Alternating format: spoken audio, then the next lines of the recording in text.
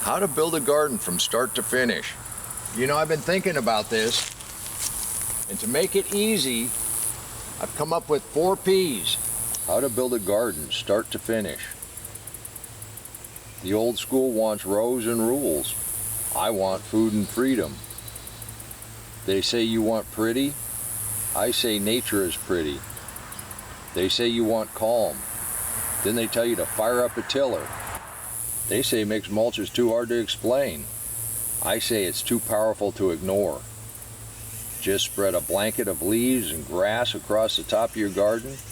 Is composting, is root density, is regenerative, is life in the soil. And that, my friends, is how I started a garden, thriving and productive. This has now become my anthem. You can do this too. Come on, let's plant. Oh, jeez. That's what happens when your okra's left alone for a day or two. I think I'm gonna let these dry and get seeds off of them. This is the easiest framework I could come up with on how to build a garden. When I started this framework about how to start a garden, I never thought I'd come up with so many words that started with P. There's actually more than 4 P's. First, you gotta find a place. That's either a piece of ground, or a container, or a raised bed, some place that you wanna grow something, and that's your place. And no matter where you want to garden, they're all gonna follow these 4 P's, the principles behind gardening. And before we get into the specifics, remember today is Saturday, and you know what that means. We go to you and we celebrate what's going on in your garden. And our contributors for today give examples of the 4 P's it takes to build a garden. Oh, I know, I got tons of okra. If you were here with me this spring, we planted okras here, there, and yonder. And now that we're in the fall, we still have warm weather, these are producing like mad. And while I cut a few more of these, let's go ahead and talk about the first P. 1, pile it up. Deep mulch, mixed mulch. 4 inches thick or thicker, preferably up to a foot when you first start. You can put cardboard down, you don't have to. You can mow the grass and weeds down, you don't have to. You put that thick layer of mulch down, you've started a garden. Piling it up. That's right, mulch. Let's go take a look at Mike and Linda's garden. Mike and Linda's got a great example of just piling it up.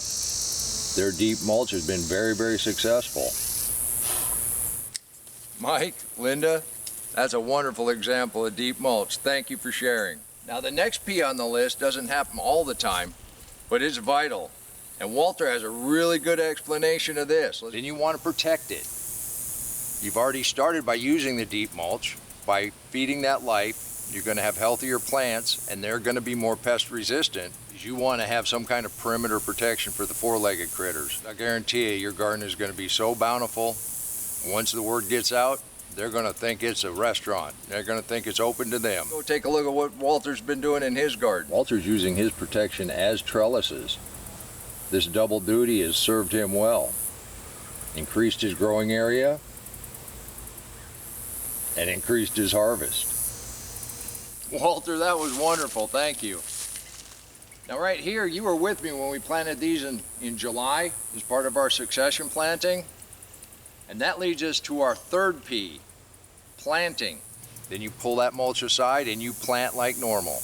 I want to thank Brother Bruce from Bruce's Orlando Food Forest for sending in these purple long beans.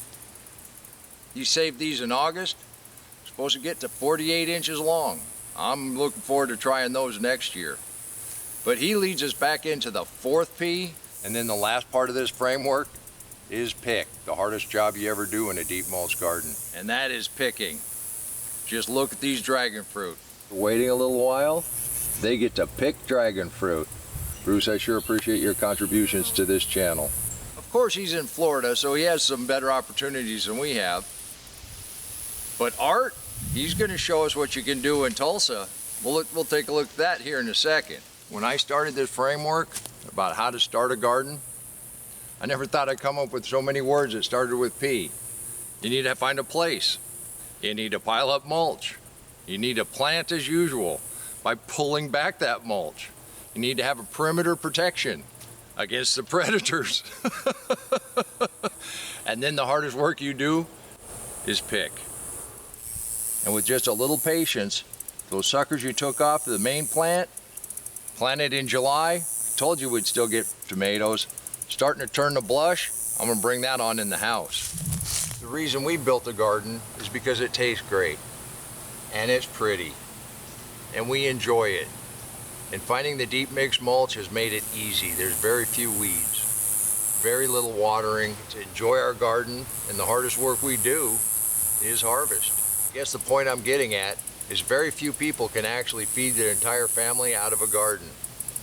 But this knowledge is vital if you want to grow food that is chemical free and tastes great, and it really does supplement your food. We've watched Walter's evolution through the 4 Ps, putting down mulch, planting, protecting with his cages that are now trellises, and picking. Walter, you're a wonderful inspiration. Thank you for sharing week after week. I'm telling you, the contributors to this channel are just fantastic, and I invite you to become a member. We're just a loose-knit community of people that like to get our hands dirty and eat things that taste good. We get ideas, inspiration, and I get the motivation to come out here every day and show you just exactly what's possible in a garden. And today, on how to build a garden. There's no obligation, and it doesn't cost anything. All you do is send in a couple photos now and again. Let us celebrate what's going on in your garden. Help motivate others that may want to build their own garden. Mike and Linda have been very successful using the 4 Ps. Piling up the mulch, planting, protecting, and now picking. Mike, Linda, your garden is beautiful. Thank you for contributing. Aren't our contributors fantastic? Please leave a comment down below and let everybody know just how much you appreciate them sharing what's going on in their garden. I'm really excited to see bananas coming out on arch trees. Northeastern Oklahoma, you're going to have a banana harvest. That is incredible. But you also show us why we do this, the 5th P, and that's perspective. When you can sit back and you can enjoy your garden after piling up your mulch, after planting, after protecting it, and after picking. Well, you might have to wait a few days to pick. Art, this is simply beautiful. Thank you.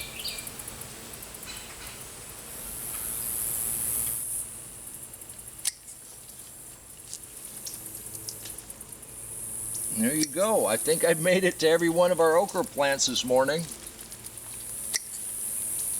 Now we're going to start in through the beans and then the peppers. I got more basil to dry, more amaranth that needs to come in and dry, and in the process, like I say, the hardest thing you do in a deep mulch garden is harvest. Now to build a garden, remember the 4 Ps. Pile up, plant, and pick. With your perimeter, protect your plants. You can do this too. And until next time, remember, take care of yourself, take care of your family, and God bless you.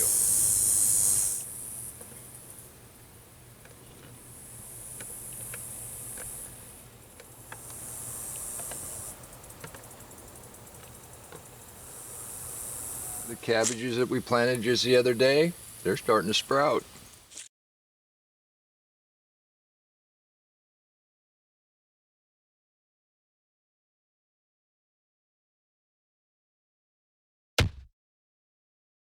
Come on, let's plant.